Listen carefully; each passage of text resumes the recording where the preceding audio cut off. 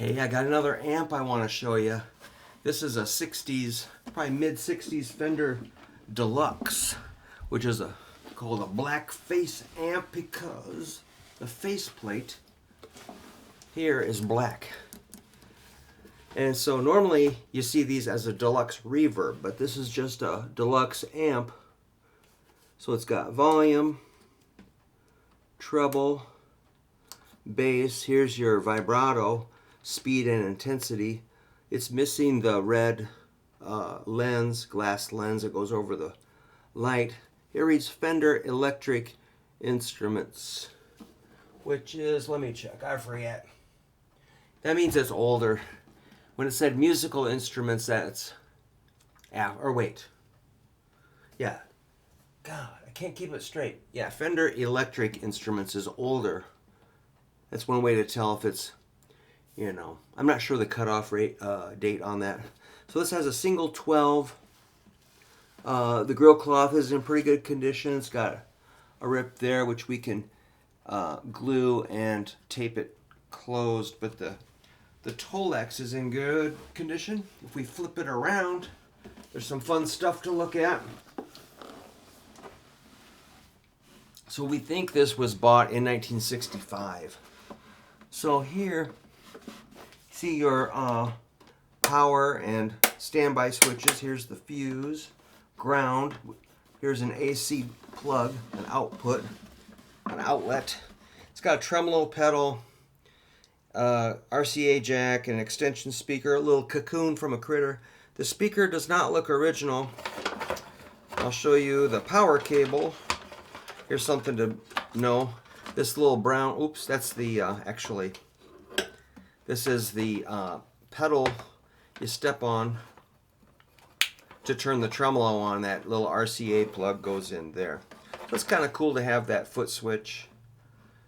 The cable looks kind of weird, and here is the power cable. That's what I want to show you. It's a 2-prong, so that you're going to get shocked if you plug that into the wall. Only 2 prongs. You want a grounded power plug there. So we got the tube chart there. It's a AB763. I don't know what that means. Looks like it's got RCA 6V6 tubes, and the rectifier is this thing's kind of heavy. The rectifier is I forgot something kind of cool. Yeah, my eyes are just too screwy. But yeah, man, the thing's in great shape. You know, doesn't have a lot of snags or rips on it, just that. It's dusty, a little bit rusty, but that's perfect. Yeah, non-original speaker.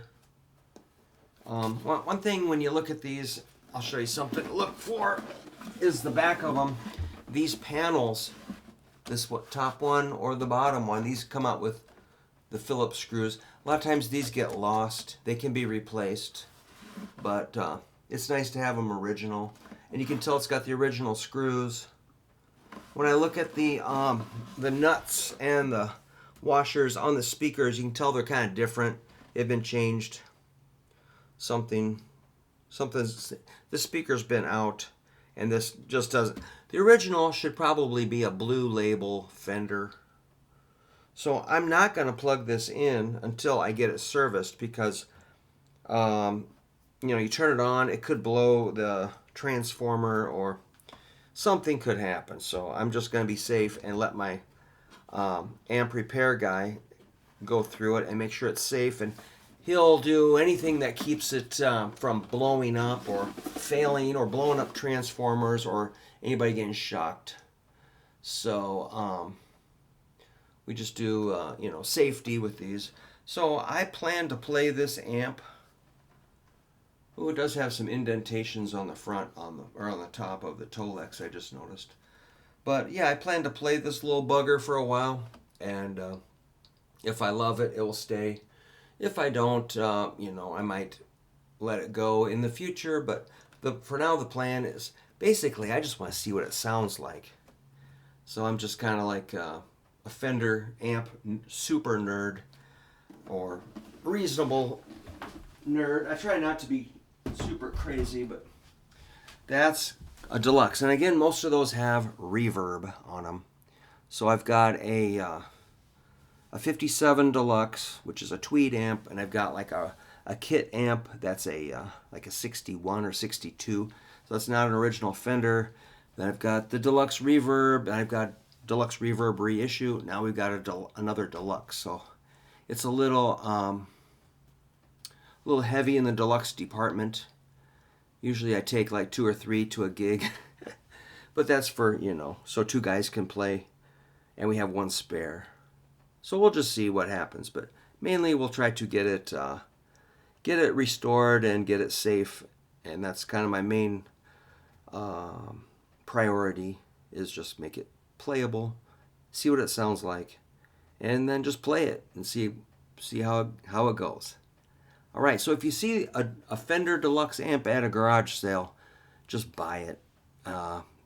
Carry cash and make your move, because they made a lot of them and they're out there, and you can still find them, and they're still very cool. In fact, I prefer them over just about a vast majority of modern amps, just because that's my thing.